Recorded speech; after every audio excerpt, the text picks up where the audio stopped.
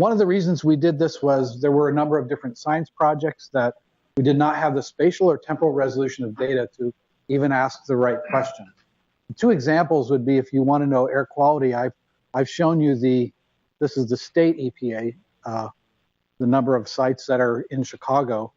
And even within those, there are none of them that do particulate matter of 10 microns. 4 of them do 2.5 microns, which is actually better than doing 10, for the whole city of Chicago. So the US EPA probably has about this many in the city of Chicago. If you want to ask why, can I walk around, or am I like, you have to stay in front of the cameras? I should have said, would be upset if I walk around. I'm still going to walk around. So if you want to know, like, why do kids in this neighborhood in the South Side versus this one right next to it have a higher incidence of asthma, then having air quality here and at Midway Airport doesn't really help you answer that question. If you want to know, is there a relationship between violent crime and weather? Well, having the weather at Midway Airport and O'Hare and Lakefront doesn't really help you there either. And that's on the right-hand side. Two things. One is there are extensive networks with do-it-yourself, reasonably good weather stations. Weather Underground, 70 of them in Chicago, only 2 in the Central Loop. This one I guess could be a third, but even though they have 80,000 across the US, when you get to city centers, there's this black hole of data.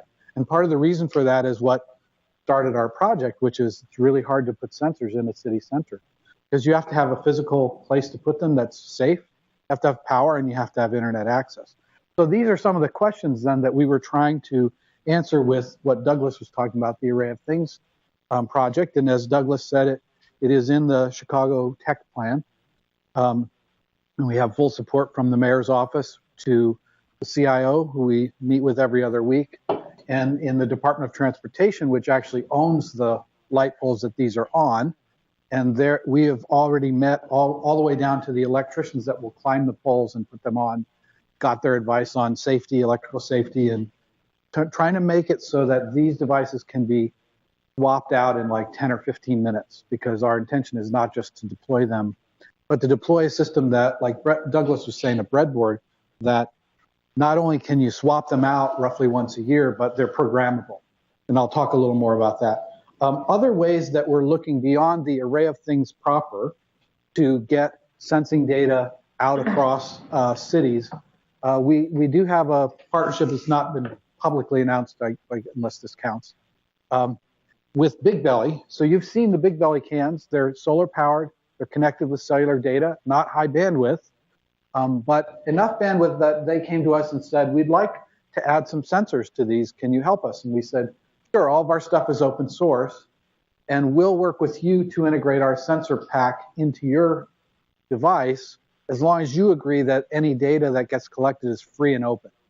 And they thought that was a good trade-off, as did we. And so this is a company that is shipping hundreds of these every month. From our point of view, that means, and they ship them around the world. They have like 30,000 of them installed. That means that we do a little bit of engineering over the next few months and give them these kind of sensors to plug in.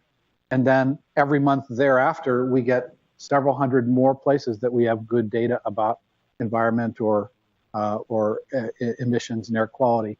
And the agreement also with Big Belly is it's a long-term partnership where they're working with us to design it such that it would be easy for one of their technicians to go out, unplug the old one, and plug a new one in. So as new sensors become available, that kind of partnership gets us a footprint that's worldwide. So I want to tell you about, since we're at the Computation Institute, I'm going to tell you about what's inside from a computation and computer architecture point of view. The big picture is this is a project called Waggle that Pete Beckman, myself, Raj Sankaran, and a bunch of others at Argonne have been working on for a couple of years now with internal money at Argonne.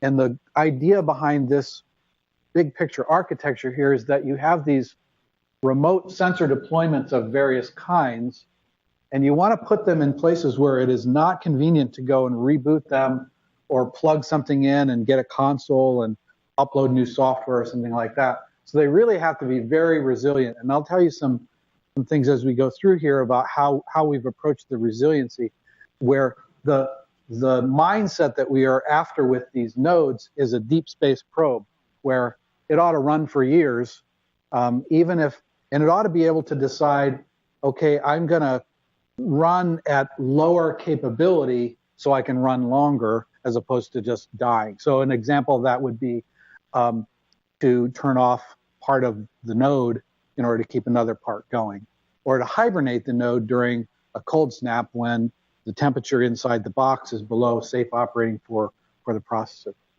And then talking to a cloud-based infrastructure where there's some reality check on the data.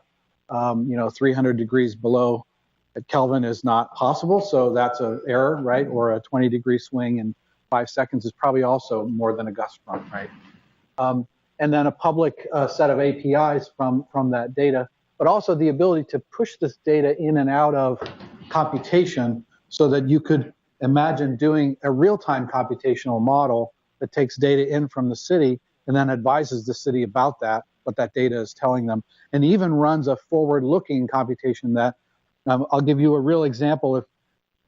If the city of Chicago people that run the sewers get what they hope to have over the next few years, which is the ability to change the flow of the sewer intake, as opposed to right now it's fixed diameter, then they would want to run a model that looks at precipitation and the standing water and the flow of water and say, if we open this valve and close this one, what happens before they open or close the valve? So that's like a faster than real time kind of model that they would like to run. So we want to be able to accommodate that. The other thing that's not so obvious here, but I'll just mention that security of these devices is pretty important, especially if you have surveillance capability on any kind of box. You want to make sure that you don't have someone else coming in and using it, just like your iPhone.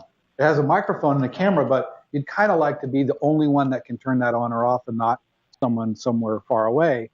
Same thing with these. You want to maintain control. So the basic security architecture is that there is no way for anyone, including us, to make a connection over any network to this device. We can go out and open the box and plug something into it, but that's a different game.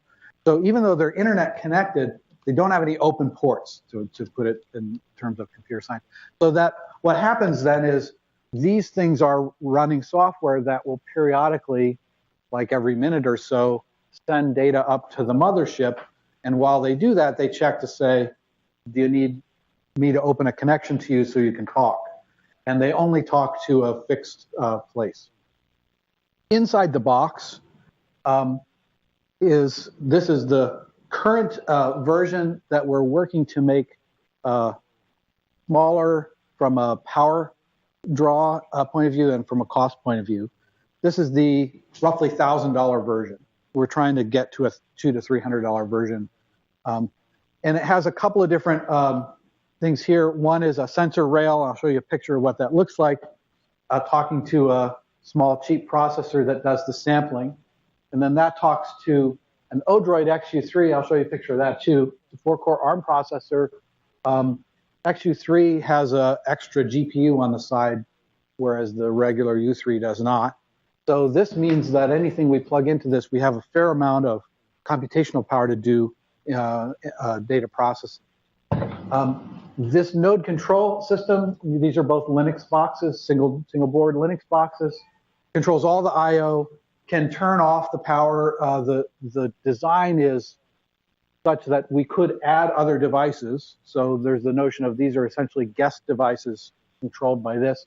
Now we designed this system control board that has a number of features on it, such as watchdog timer. So there's a heartbeat. Each of these guys has to report periodically that I'm up and I'm okay. And if it doesn't hear from them, it sort of puts the paddles on and says clear and tries to, make the processor come back. So that's the basic architecture of the current version that we plan to deploy in Chicago, with the possible exception of that we might be able to get by without this guy, at least in the first round. That saves about $100 per node, among other things. So here's what it looks like without its clothes on outside of the box. This is not part of it. This is just running the cloud service when we took the picture. Here's our sensor board. It's got 17 sensors on it. This is one of the, these are both Odroids. And this is our power controller, and then that talks to the internet there through either cellular connection or direct wire or Wi-Fi.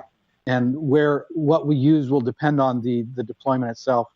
And Douglas already showed you what they look like today. Again, this is without the cover on, so it's got a place to bolt all the things on.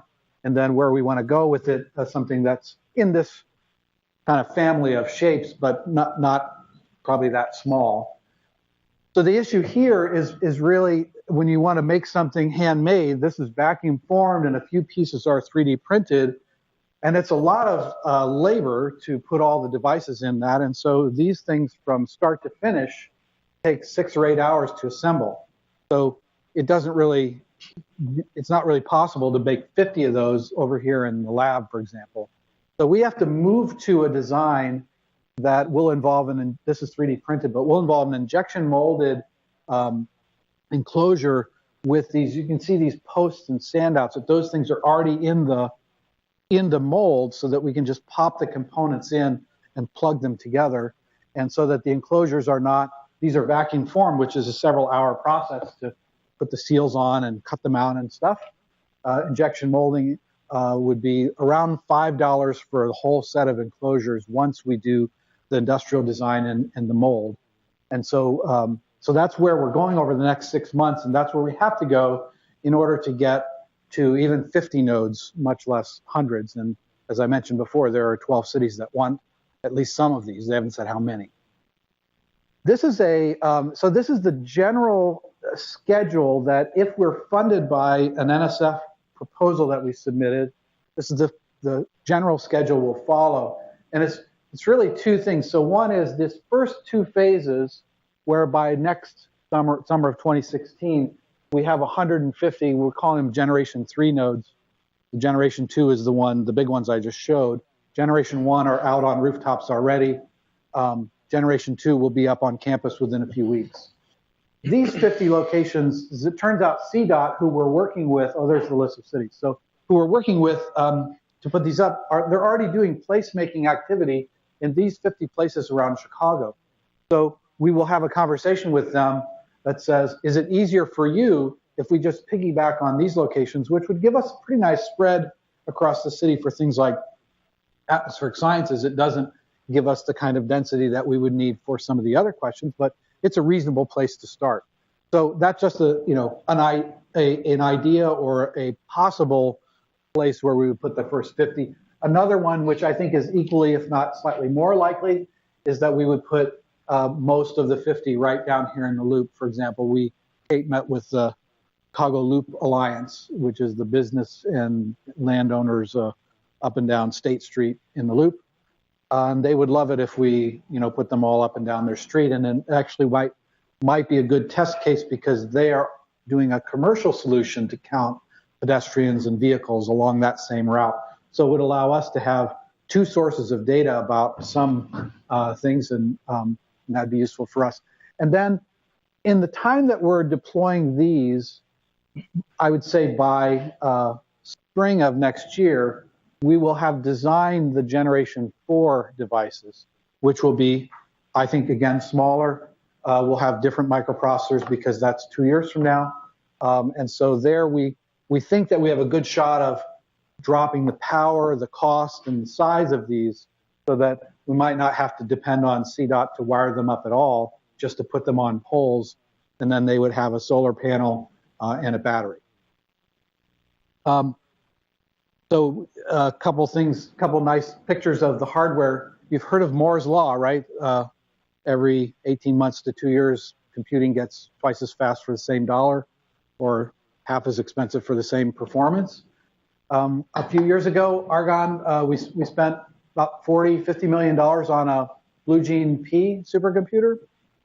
The cores had a peak of 13.6 gigaflops. This $65 Odroid has a peak of 10.2. And the computer that we're putting in now, these have a peak of 205. So you know, we're a factor of 20 slower than the processors in today's state-of-the-art supercomputer. So the idea behind this AOT project is really well beyond just urban sensing to embedding serious computing power out on the streets to do interesting things that we hope we're not the only ones who imagine what they are, right?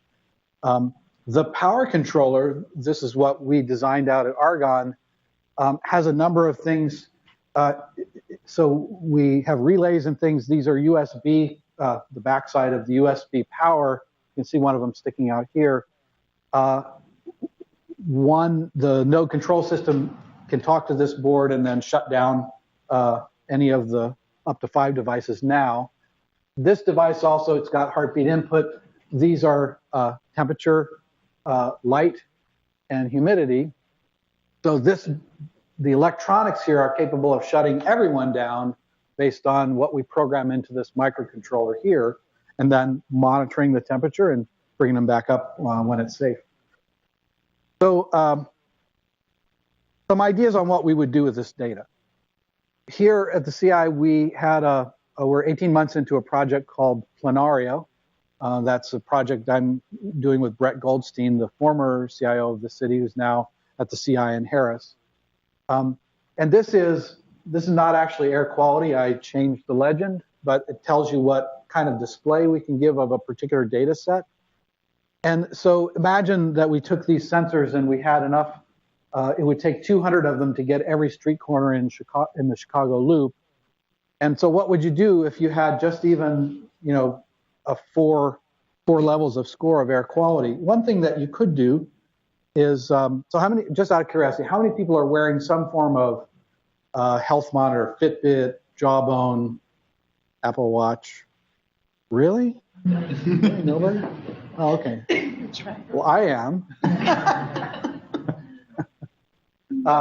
So a lot of people do. You take my word for a lot of people do.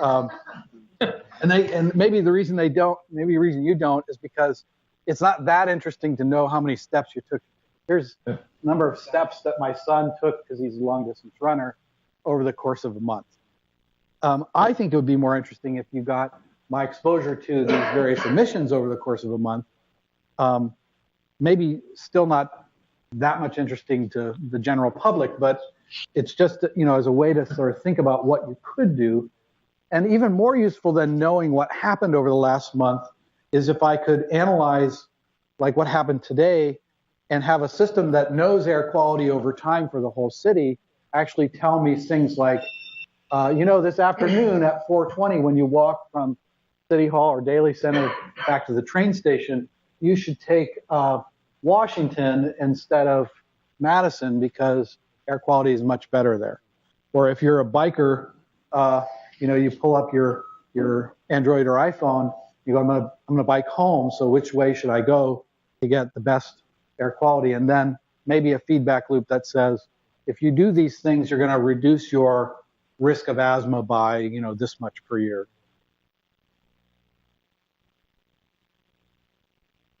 So lastly, just to answer some questions that we always get asked, we're shooting for every 30 seconds for uploading the sensor data.